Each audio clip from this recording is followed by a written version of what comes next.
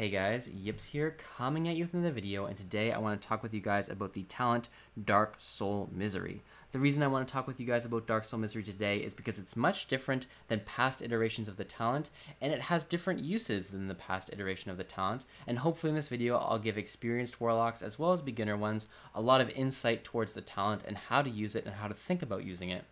So how is it different than other iterations of Dark Soul from the past? Well, other iterations just increased your damage. They didn't increase your haste. Back in Legion, it was a 20% damage increase, where if you had more agonies out, the duration was extended. Now it's just a flat 20 seconds, increases your haste by 30%, and it's also on the global cooldown compared to the last Dark Soul, which was not on the global cooldown. So that's how it differs, and you might be thinking, well, aren't those two similar things? Haste increases your damage, damage increases your damage. They're the same. Haste increases your damage in a different way than damage increases your damage. Haste, this is a weird thing to say, but haste allows you to get your damage out more quickly.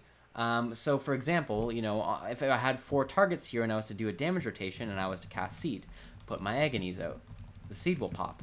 My agonies will start dealing damage. I'll cast Haunt. I'll cast Unstable Affliction. I'll press Deathbolt. I'll put Phantom Singularity on the target. Whatever. All of that stuff takes time. Time is money. If you have your Dark Soul active while you're doing that, you're going to be able to do that rotation so much more quickly, and it's going to allow you to do so much damage at a faster rate. If you were to go into a Mythic Plus dungeon and have a 20% haste buff, while another Warlock had a similar damage increase, but that damage increase was given instead to Mastery, a flat damage increase, on almost every trash pack, the guy with more haste is going to vastly outburst the Warlock that just has the Mastery bonus. It's just how haste works. So, given that knowledge, you want to be using your Dark Soul Misery in a way that is appropriate. I'm going to give you guys a very specific clear-cut example and then show it on the target dummies. Zol Heroic. On Zol Heroic, I do something that sets me aside from other Warlocks. I pop my Dark Soul Misery pre-pull. I do not use it when we're already in combat. I use it before the pull timer goes to 0.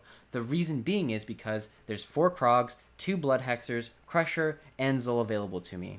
And I know there's other classes in my raid that have buttons that do more AoE damage than I do, and they're going to take all of the juice away from me, and I want that juice. I want the ad juice. I am a Warlock. I live for the ad juice. So, if I Dark Soul Misery pre-pull, it allows me to get my damage out 30% faster. Well, not 30. Well, it allows me to get the damage out faster, which is the point, which is going to lead me to doing a lot more burst and getting a lot more of that juice before all that juice is gone.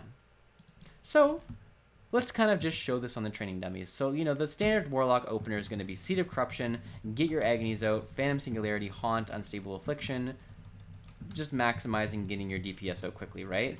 See how long it takes me to ramp up here. I'm 11k DPS, 13k DPS, 14k DPS. Let's see where we end up here. So we're getting all of our agony refreshes in. 17k DPS. Ooh, we're ramping fast, boys. 18k DPS, 19k DPS. But see how long it took us? Like, we were sitting at 10k DPS, 11k, 13k, 14k. But that took time. It wasn't instant, right? We didn't just instantly hit 18k DPS and sustain that. It took a long time to get there, which basically means that when we were doing 18k DPS on the meter, our actual damage is much, much higher than that, right? Because it's an average over a given period of time. So let's compare now me using my Dark Soul Misery cooldown instead. So let's see what happens. So we Dark Soul Misery P-pull, do the exact same rotation. Let's compare how fast our damage goes out. So we're already at 18k DPS, not even 7 seconds into the pull, right? Which is much, much faster than previously, right? Like this pull here was like 26 seconds. Or sorry, it was, where was it? Yeah, 26 seconds. And this pull here, I'm not sure exactly the time segment, was only about, you know, 10 seconds to get that exact same DPS output out.